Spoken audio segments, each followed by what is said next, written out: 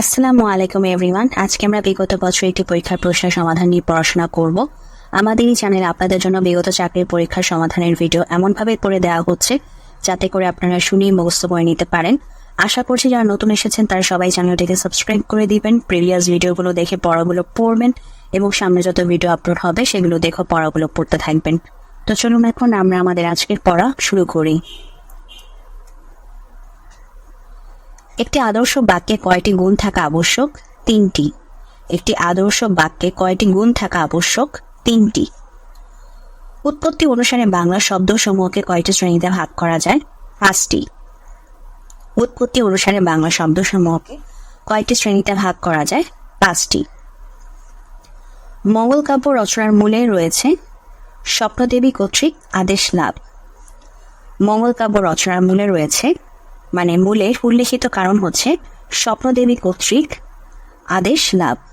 স্বপ্নে দেবী কর্তৃক আদেশ লাভ। মঙ্গল কাব্য রচনার মূলে উল্লেখিত কারণ হল স্বপ্নে দেবী কর্তৃক আদেশ লাভ। রোমান্টিক প্রণয়োপাখ্যান ইউসুফ জুলেখার রচয়িতা শাহ মোহাম্মদ সগীর। রোমান্টিক প্রণয়োপাখ্যান ইউসুফ জুলেখার রচয়িতা শাহ মোহাম্মদ সগীর। রোমান্টিক প্রণয়োপাখ্যান ইউসুফ জুলেখার রচয়িতা শাহ মোহাম্মদ সগীর। শ্রীকৃষ্ণ কীর্তন কাব্য রচনা করেন বড়ু চণ্ডীদাস। শ্রীকৃষ্ণ কীর্তন কাব্য রচনা করেন বড়ু চণ্ডীদাস। শ্রীকৃষ্ণ কীর্তন কাব্য রচনা করেন বড়ু চণ্ডীদাস। গৃহদাহ উপন্যাসের রচনাকাল 1920। গৃহদাহ উপন্যাসের রচনাকাল 1920। গৃহদাহ উপন্যাসের রচনাকাল 1920। মরিতে চাহি না আমি সুন্দর ভুবনে চরণটি কার? রবীন্দ্রনাথ ঠাকুর। মরিতে চাহি না আমি সুন্দর ভুবনে এই চরণটি কার রচনা? রবীন্দ্রনাথ ঠাকুর। মরিতে চাহি না আমি সুন্দর ভুবনে এই রচনাটি কার রচনা বা এই চরণটি কার রচনা? রবীন্দ্রনাথ ঠাকুর। বলাইচাঁদ মুখোপাধ্যায়ের ছদ্মনাম বনফুল। বলাইচাঁদ মুখোপাধ্যায়ের ছদ্মনাম বনফুল। কাজী নজরুল ইসলামের মৃত্যু দিবস 29 অগাস্ট। কাজী নজরুল ইসলামের মৃত্যু দিবস 29 অগাস্ট। কাজী নজরুল ইসলামের মৃত্যু দিবস 29 অগাস্ট। ক্রিয়ার মূল অংশকে বলা হয় ধাতু।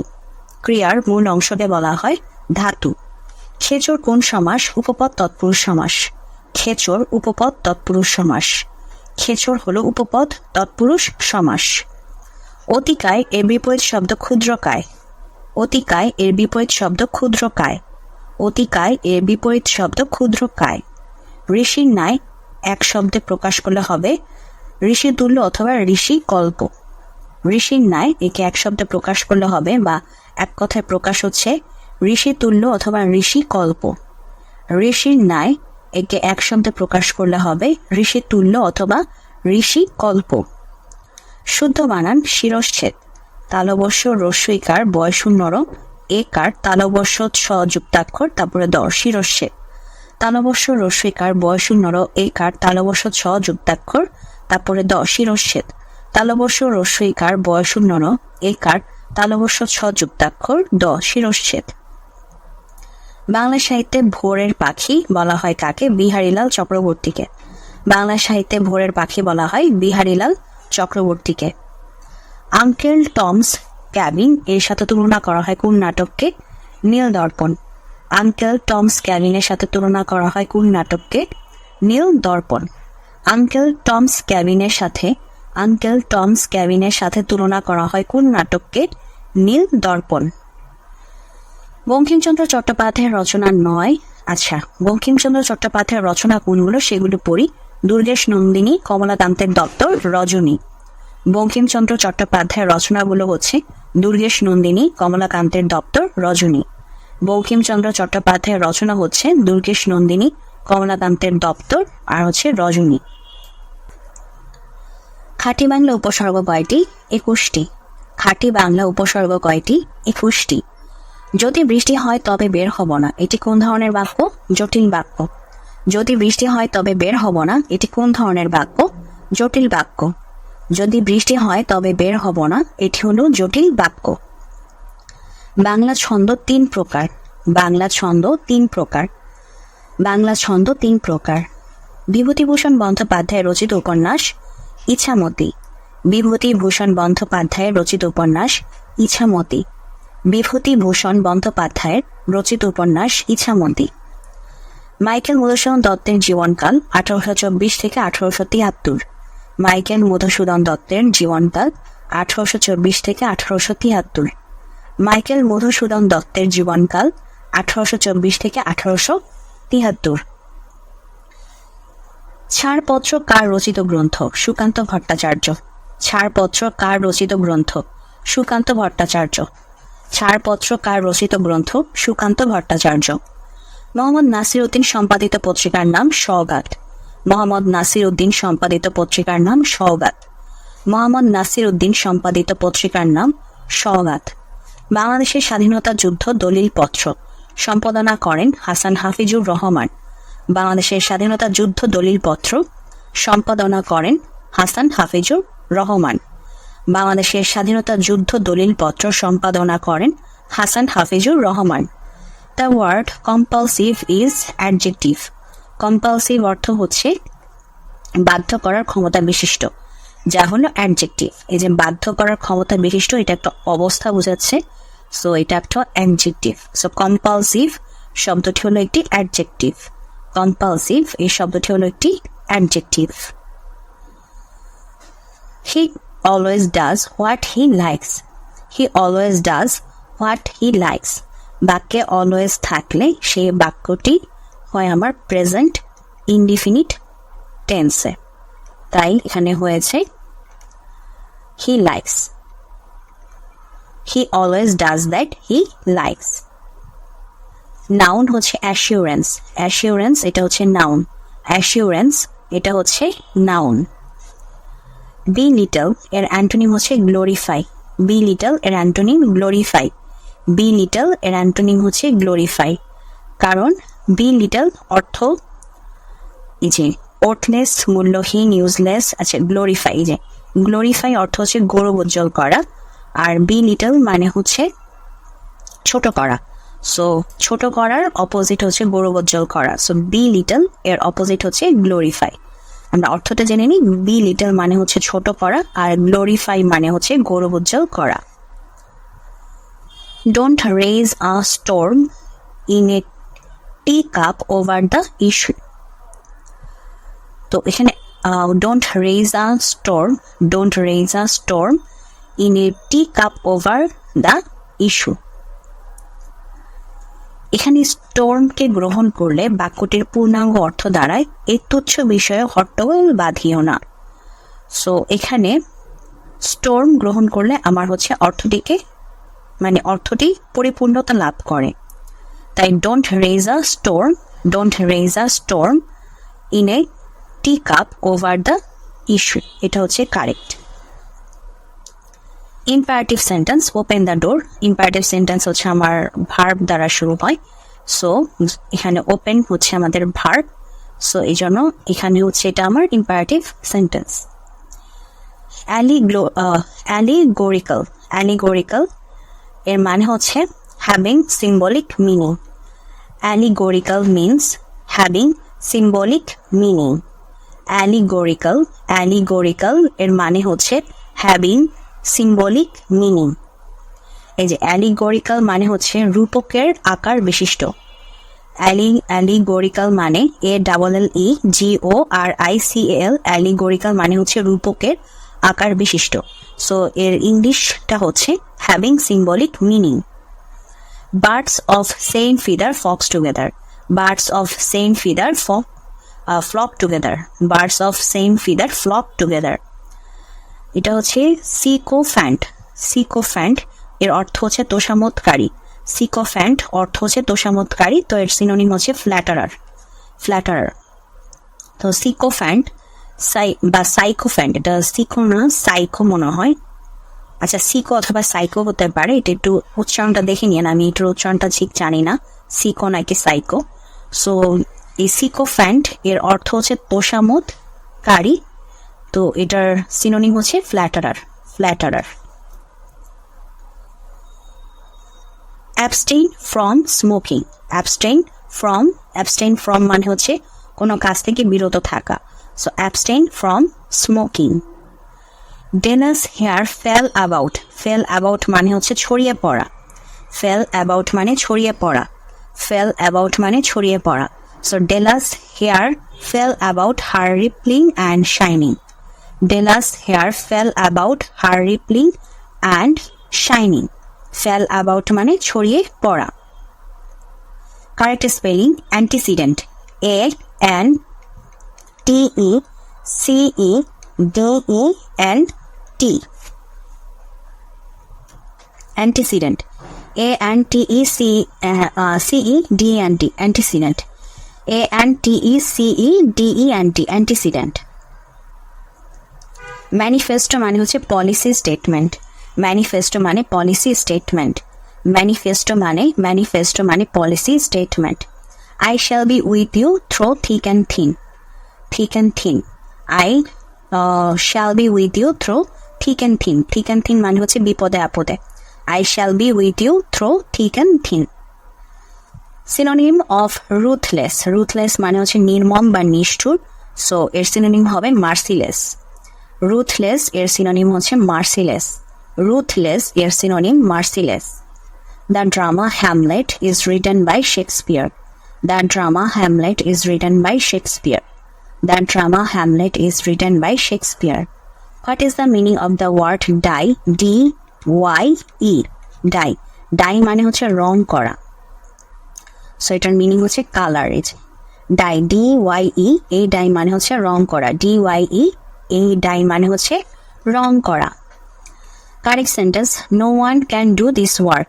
Correct sentence হচ্ছে no one can do this work. No one can do this work. She sent me that for Christmas. She sent me that for Christmas. She sent me that. She sent me that for Christmas. She sent me that for মানে ক্রিসমাসের জন্য পাঠিয়েছে। Flame মানে হচ্ছে fire. Flame মানে fire. Flame মানে হচ্ছে যে আগুনের শিখা। Flame মানে আগুনের শিখা আর ফায়ার মানে আগুন। So flame মানে হচ্ছে fire. A physician is a medical practitioner. A physician মানে হচ্ছে a medical practitioner. A physician মানে হচ্ছে a medical practitioner. The constable arrested the thief. The constable arrested the thief. The constable arrested the thief. The word liberty means freedom. The word liberty means freedom. The word liberty means freedom. Correct spelling হচ্ছে incumbent. I-N-C-U-M-B-E-N-T. Incumbent. I-N-C-U-M. Incumbent. B-E-N-T. Bent. Incumbent. I-N-C-U-M-B-E-N-T. Incumbent. Plural of sheep. Sheep এর plural হচ্ছে sheep. Sheep এর plural sheep. S-double-H-E না sorry S-H-double-E-P. sheep এর plural হবে sheep. এরপর আমরা GK পার্টে চলে যাচ্ছি। সংক্রামক রোগ হচ্ছে কলেরা। সংক্রামক রোগ হলো কলেরা। সংক্রামক রোগ কলেরা। হৃদরোগের কারণ হচ্ছে ধূমপান। হৃদরোগের কারণ ধূমপান। রক্তশূন্য অপর নাম হচ্ছে অ্যানিমিয়া। রক্তশূন্যতার অপর নাম অ্যানিমিয়া। রক্তশূন্যতার অপর নাম অ্যানিমিয়া। একজন সাধারণ মানুষের দেহে মোট কত টুকরা হাড় থাকে? 206টি। একজন সাধারণ মানুষের দেহে মোট কত টুকরা হাড় থাকে? 206টি। রঙিন টেলিভিশন হতে ক্ষতিকর কোন রশ্মি বের হয়? মৃদু রঞ্জন রশ্মি। রঙিন টেলিভিশন হতে ক্ষতিকর কোন রশ্মি বের হয়? মৃদু রঞ্জন রশ্মি। রঙিন টেলিভিশন থেকে আমাদের ক্ষতিকর কোন রশ্মি বের হয়? তা হচ্ছে দ্বিতীয় মৃদু রঞ্জন রশ্মি। ওকে, বঙ্গবন্ধু কবে জাতীয় সংসদে দাঁড়িয়ে দ্বিতীয় বিপ্লবের ডাক দেন? 25 জানুয়ারি 1975।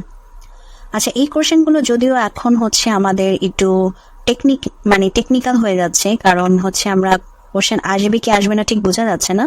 তারপরও সাবধানতার মান নেই একটা কথা আছে, তাই আমরা জেনে রাখি। বঙ্গবন্ধু কবে জাতীয় সংসদে দাঁড়িয়ে দ্বিতীয় বিপ্লবের ডাক দিয়েছিলেন? 25 জানুয়ারি 1975। 17 মার্চ 1920 কি কারণে স্মরণীয়? বঙ্গবন্ধু শেখ মুজিবুর রহমানের জন্মদিন এবং জাতীয় শিশু দিবস। এই 17 মার্চ কিন্তু জাতীয় শিশু দিবস। 17 মার্চ 1920 কি কারণে স্মরণীয়? শেখ মুজিবুর রহমানের জন্মদিন আর হচ্ছে জাতীয় শিশু দিবস। ঢাকায় কোন বাজারটি প্রথম ফরমালিন মুক্ত বাজার হিসেবে ঘোষিত হয়? আচ্ছা, এটা কারেন্ট অ্যাফেয়ার্সে ছিল। দেশের কোন জেলাটিতে ডিজিটাল জেলা হিসেবে প্রথম তথ্য প্রযুক্তি বিভিন্ন সেবা চালু হয়েছিল? যশোর।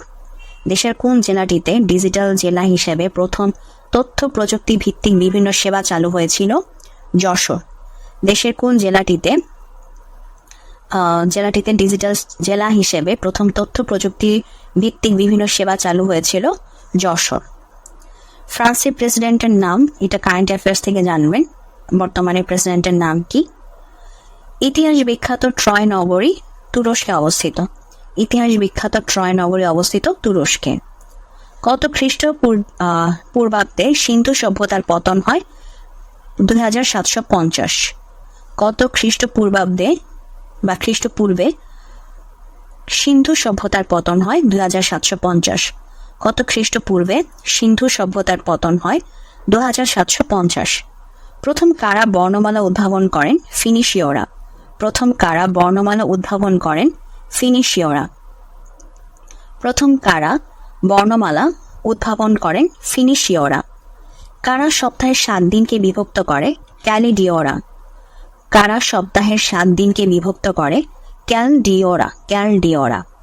কারা সপ্তাহের 7 দিনকে বিভক্ত করে? ক্যালডিওরা। কারা সপ্তাহের 7 দিনকে বিভক্ত করে? ক্যালডিওরা।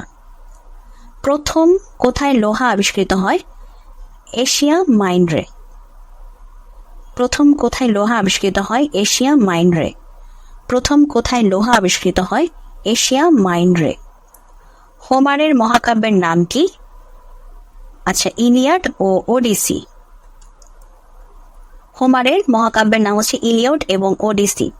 হোমারের মহাকাব্যের নাম হচ্ছে ইলিয়াড এবং ওডিসি। প্রথমে অলিম্পিক খেলা কোথায় শুরু হয়েছিল? গ্রিসে। প্রথমে অলিম্পিক খেলা কোথায় শুরু হয়েছিল? গ্রিসে। প্রথমে অলিম্পিক খেলা কোথায় শুরু হয়েছিল? গ্রিসে।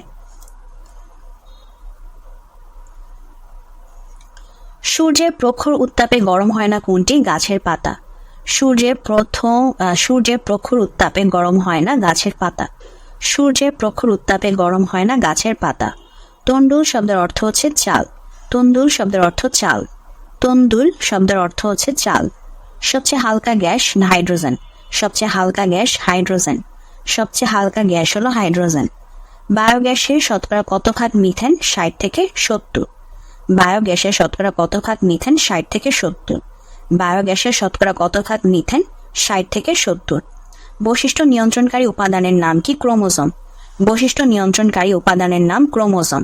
বৈশিষ্ট্য নিয়ন্ত্রণকারী উপাদানের নাম ক্রোমোজোম। তো আজকের সমাধানের ভিডিও এখানে শেষ হচ্ছে। যদি ভিডিওটি ভালো লাগে অবশ্যই ভিডিওতে লাইক দিবেন, চ্যানেলটিকে সাবস্ক্রাইব করবেন। ভালো থাকবেন।